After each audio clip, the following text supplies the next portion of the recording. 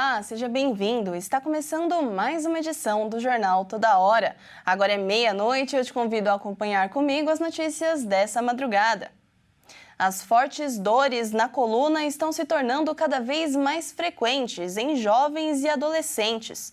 O principal motivo está ligado a um hábito do dia a dia, a postura incorreta, especialmente durante o uso do celular e do computador.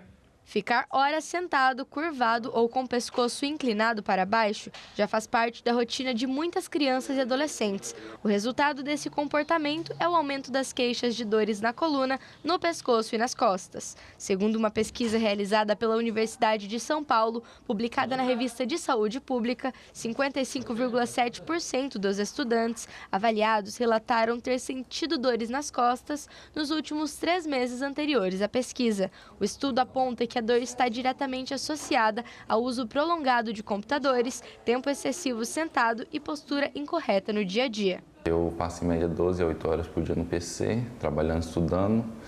Sinto bastante dor na lombar e eu faço atividade física para tentar dar uma ajudada. Eu luto e academia. Conversei com minha mãe, procurei ajuda por conta da minha postura, que estava muito curvado. E principalmente com essa ajuda, comecei a sentir menos dores nas costas. O alerta dos especialistas é claro, maus hábitos posturais têm feito com que problemas na coluna surjam cada vez mais cedo, ainda na infância e na adolescência. Segundo uma pesquisa da Universidade Federal do Rio de Janeiro, a UFRJ, realizada com escolares entre 10 e 14 anos, foi identificada alta incidência de dores na coluna, principalmente no pescoço e nas costas, associados ao tempo prolongado sentado e ao uso excessivo de telas. Se a gente somar o período que as crianças ficam na escola, mais o período de tela, né? Seja computador, seja celular, eles passam muito tempo sentados. Então, o que a gente vem observando nas crianças e nos adolescentes? Eles vêm apresentando um quadro postural cada vez mais recorrente, né? Alterações recorrentes. Eles têm apresentado muito encurtamento, porque a posição sentada por muito tempo, ela vai modificar a curvatura fisiológica da lombar, né? A pelve, a gente tem encontrado pelve invertida, isso é muito comum hoje em dia, né? E aí vão apresentando as retrações, os encurtamentos. O músculo ele nunca fica encurtado isoladamente, ele vai fazer toda uma alteração de cadeia muscular. E no jovem, geralmente essas alterações não doem. Então, muitas vezes isso vai se instalando, né? E quando se percebe, às vezes já tem um quadro até avançado. Segundo os profissionais da saúde, a prevenção começa com pequenas mudanças no dia a dia, ajustar a altura da cadeira, apoiar os pés no chão, manter a tela na altura dos olhos e fazer pausas frequentes durante o uso de celular e computador. São medidas essenciais para evitar a sobrecarga na coluna. Toda dor, ela precisa ser investigada. Se é uma dor única, um episódio isolado, né, que houve uma queixa de dor e que passou em seguida, a gente até desconsidera. Mas se essa dor for recorrente, precisa ser investigada, porque pode ser algo muito simples, como também pode ser sinal já de alguma coisa mais importante. Especialistas alertam que ignorar as dores na coluna na juventude podem trazer consequências na vida adulta. Por isso, cuidar da postura, reduzir o tempo de tela e adotar uma rotina ativa são atitudes essenciais para a saúde da coluna desde cedo. Pequenas mudanças de hábito hoje podem evitar grandes problemas no futuro. Em primeiro lugar, os pais são exemplo, né? Então é bastante difícil uma criança e um adolescente entender a importância de um estilo de vida saudável, de exercício físico, se não for uma casa que tem esse hábito. Conscientizar, trazer esse assunto para a família, né? O jovem tem aquela postura de sentar, né? Bem relaxado, jogar o quadril para frente, no sofá, mesmo em cadeiras. Então, são cuidados que os pais vão chamando a atenção dentro de casa e vão orientando. Porque quando o adolescente, né, a criança chega para nós passamos aqui talvez 2, 3 horas por semana com eles. Mas o restante do dia, né, eles estão em casa.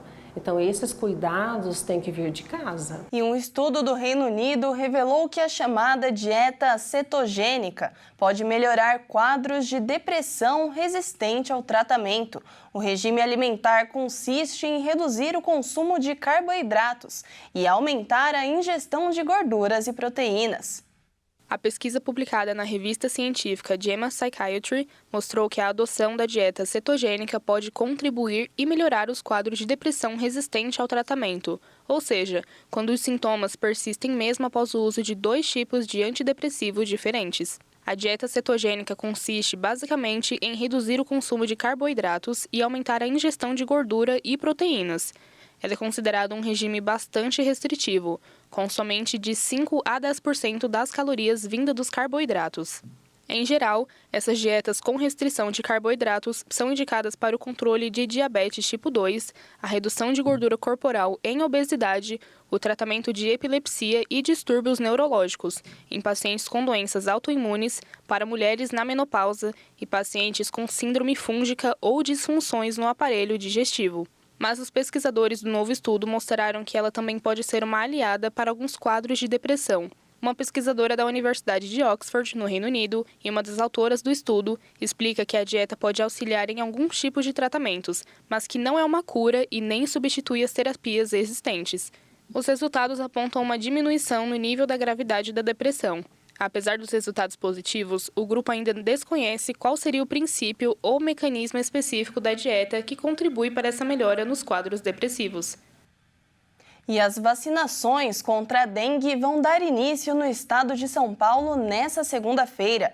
O imunizante Butantan DV é o primeiro de dose única. O governo de São Paulo iniciará a campanha de vacinação contra a dengue com a Butantan DV em todos os 645 municípios do estado. A vacina foi desenvolvida pelo Instituto Butantan e é a primeira do mundo aplicada em dose única e que induz proteção contra os 4 sorotipos da dengue.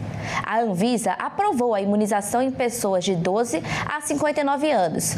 Foi apontada uma eficácia de quase 75% contra casos gerais da doença, mais de 91% contra casos graves e eficácia de 100% contra hospitalizações.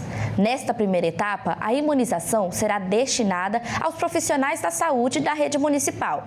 Para o início da campanha, o Programa Nacional de Imunizações enviou 99 mil doses ao estado.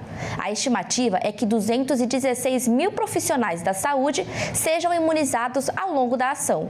A distribuição das doses foi coordenada pela Secretaria de Estado da Saúde. O envio das vacinas aos municípios de acordo com critérios técnicos e a capacidade operacional de cada região. Por isso que a cidade de Botucatu foi a primeira a iniciar a vacinação com a Butantan DV, já que a cidade tem uma boa estrutura da rede de saúde e experiência em campanhas de vacinação em larga escala. Para aumentar o público que recebe o imunizante, o Instituto Butantan começou a recrutar voluntários de 60 a 79 anos para ensaios clínicos da Butantan DV em 4 centros de pesquisa, em Porto Alegre e Pelotas, no Rio Grande do Sul, e um em Curitiba, no Paraná. A vacina é resultado de anos de pesquisa e inovação científica por permitir uma imunização mais rápida, já que é a primeira de dose única, e tem potencial para impactar diretamente a redução de casos graves da doença. Essa edição do Jornal Toda Hora fica por aqui. Acompanhe nosso canal no YouTube, onde você pode conferir todos os nossos jornais e se manter bem informado. Nos veremos novamente ao 1h35 com mais notícias. Até logo!